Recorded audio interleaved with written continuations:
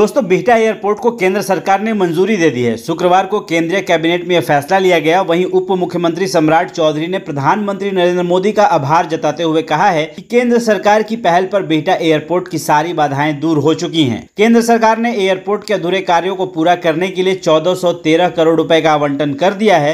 वहीं बिहार के मुख्यमंत्री नीतीश कुमार भी रविवार को बिहटा में बनाए जाने वाले अंतर्राष्ट्रीय एयरपोर्ट के स्थल निरीक्षण कर चुके हैं और जल्द ही निर्माण कार्य शुरू करने का अधिकारियों को निर्देश भी दे दिया है। उन्होंने कहा है कि इसके निर्माण से लोगों को हवाई यात्रा में और ज्यादा सुविधा होगी। इस एयरपोर्ट के निर्माण से और ज्यादा कनेक्टिविटी बढ़ेगी। साथ ही पटना एयरपोर्ट पर पड़ने वाला भार भी कम होगा। रोजगार और कारोबार के अवसर भी बढ़ेंगे। मुख्यमंत्री के निरीक्षण के दौरान बिहटा एयरफोर्स स्टेशन के अधिकारी ने मुख्यमंत्री को वहां शुरू होने वाले निर्माण कार्यों के बारे में मानचित्र के माध्यम से विस्तृत जानकारी दी है। गौरतलब है कि जब बिहटा एयरफोर्स बेस स्टेशन पर सिविल एन्क्लेव बनाने की योजना बनी थी, तब राज्य सरकार ने 108 एकड़ जमीन की मंजूरी दी थी और इसकी 4 दीवारी भी बनाई गई थी। वहीं एयरपोर्ट अथॉरिटी ने राज्य सरकार से 8 एकड़ और जमीन की मांग की थी, जिसकी मंजूरी मिल चुकी है। वहीं पटना हवाई यातायात पर बोझ बढ़ने के बाद पटना में एक और एयरपोर्ट की मांग वर्षों से की जा रही थी। तो अब उम्मीद है कि जल्द से जल्द बिहार को एक नया इंटरनेशनल एयरपोर्ट मिल जाएगा, जहां से दूसरे देशों के लिए सीधी कनेक्टिविटी की फ्लाइट्स होंगी और लोगों को एक देश से दूसरे देश जाने में अब ज्यादा आसानी भी होगी।